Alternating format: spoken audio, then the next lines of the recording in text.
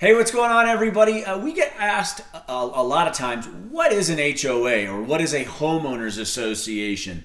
And that is what we're going to talk about today, and we're going to start right now. Hey, what's going on, everybody? It is Mark with My Front Range Living, powered by RE/MAX Integrity, and I am a full-time real estate agent here in Colorado Springs, Colorado.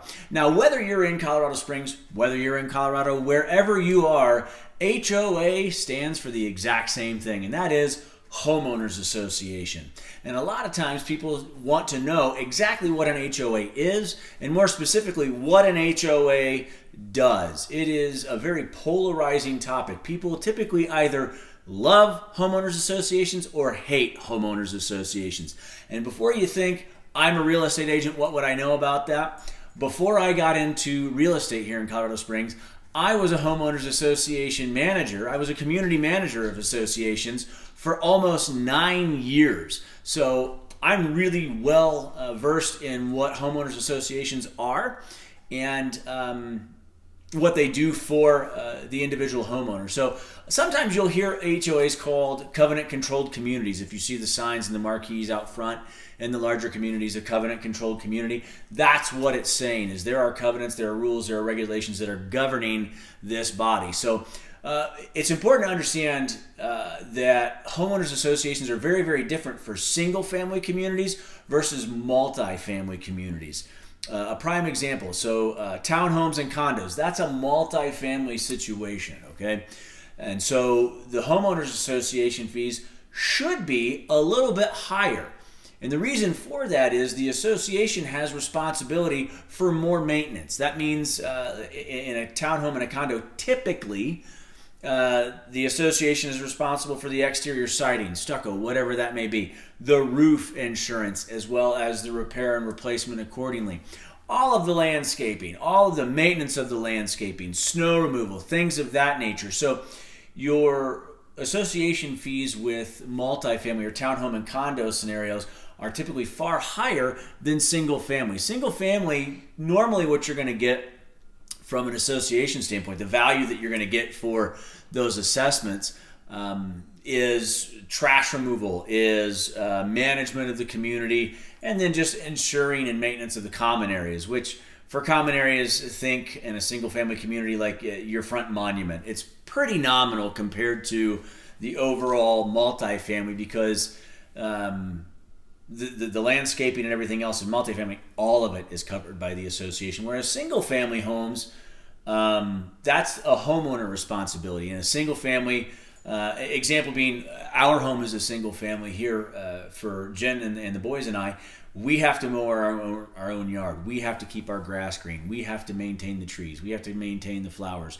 We have to shovel our own driveway, which now that we have the boys, it's pretty great. We'll just send them out. But the point is, those maintenance obligations belong to us, not the association. Whereas in the townhomes and condos, all of that stuff, they mow and they trim and they prune and they shovel the sidewalks. So all that stuff is done on the multifamily side. So another thing that can impact homeowners association assessments is just the amenities or the maintenance obligations of the association. An example being, even if you're in a single family home, if you are in a gated community, and that happens on a pretty regular basis. If you're in a gated community, you need to pay more because those gates have to be maintained on a regular basis. All the homeowners are going to have gate openers, things of that nature. Typically, if you have a gated community, your streets are private roads, and that means that the association has to pay to have the asphalt seal coated, or sometimes after 25, 30 years, you might need to rip them up entirely and have them chip sealed and overlaid and have them completely redone. So that's going to raise your assessments. And the same thing goes for multifamily. If you have private streets, if you're gated, if you have a clubhouse in any of these scenarios, you have to pay to maintain that clubhouse. If you have a pool and a hot tub. So the amenities also impact the homeowner's assessments. So a lot of times when we talk about maintenance, there's common maintenance area and common area. So common maintenance area means that it's just a maintenance obligation of the association. Not necessarily everyone has access to that area, It's just a maintenance area that the association takes care of. Now, common area, your pools, your clubhouses, your parking lots, things like that, that's where anybody in the association can go and has a right to go. So there's two very, very different things. So the reason that I personally appreciate homeowners associations, especially now being on the real estate side of the communities, is the fact that you can tell an aesthetic difference very, very quickly, very, very easily if you're in an association or you're not in an association. Amber and I were just having a conversation before we got on air here about the fact that she doesn't appreciate an association where there's no parking. There's no overnight street parking. And that's okay, I understand that, but when you drive down our street and you have a ton of cars lining the street, that's frustrating and can be dangerous for kiddos who may be playing in yards or so on and so forth. So there's good and there's bad, and I think from an aesthetic standpoint, a nice, clear, open streetscape makes a big difference when you're looking to buy or sell a home. It's inviting, it doesn't look as cluttered.